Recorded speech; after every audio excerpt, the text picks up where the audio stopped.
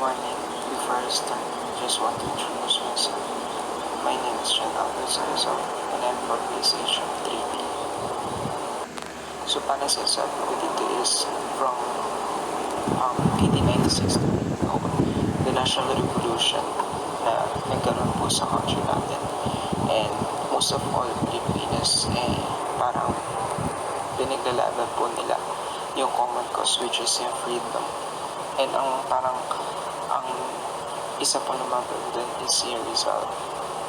And parang masyado po naging meaningful yung buhay niya to explore this revolution, to stand out for this and the major part in country's struggle for reforms and independence. Yung mga ginawa pong sulat ni Rizal, which is the Nolimet Hunger and El Filibusterismo, parang ay po naging guiding force ng mga patriots to rally po for the country's cause. So, parang ang sinasabi po dito ni Rizal is yung mga last hour po niya, gumawa po siya ng mga sulat, which is isa na po dun yung Nolimet Hunger tsaka yung El Filibusterismo. Ito na po yung time na hinaharap niya na po yung life sentence, which is yung death sentence para po sa kanya. And parang nagsa-stand up na lang siya doon dahil sa sarili niya pong beliefs in life.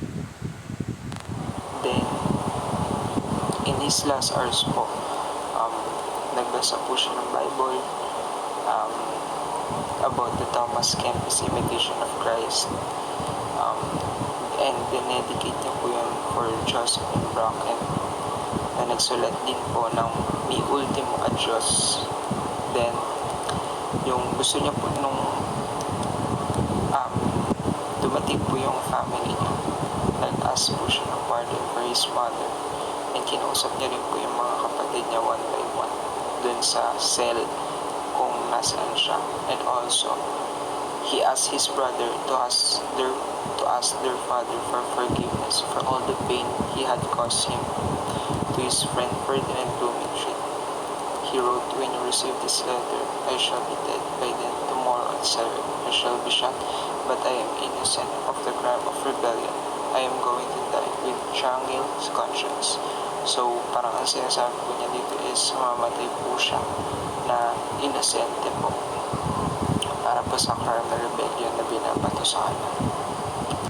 So, dito sa martyrdom of Rizal, parang ito na po yung last hour ni Rizal na ito na po nagdatingan yung mga kapitan, which is Captain Rafael Rodriguez na nag-assign po kay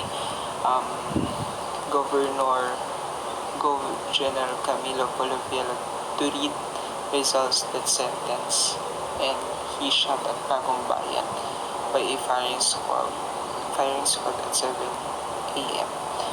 Then dumating na po dito yung mga pare, which is sila Father Luis Visa, the statuette of the Sacred Heart of Jesus, whom he carved as a student in Ateneo.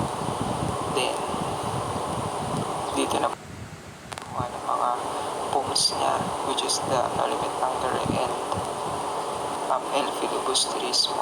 So parang sinabi rin po ni Rizal dito is, "Now I am about to die, and it is to you I dedicate my last lines to tell you how sad I am to leave you alone in life, burdened with the weight of the family and our old parents." Kasi parang nagsastand siya sa sarili niya pong belief na parang mamamatay daw po siya na inosente po siya. Thus, at exactly 5:30 a.m. dumating po si Josephine Bracken kasama po yung mga kapatid niya, which is sila Josefa, na umiiyak po na parang nagpapaalam na po kay Rizal.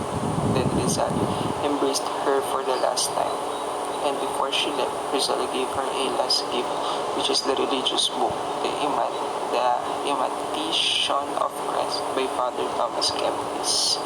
And nagre-ready na rin po yung mga soldiers sa bagong bayan para po dun sa magiging execution sa kanya. And Rizal wrote his last letter to his beloved parents.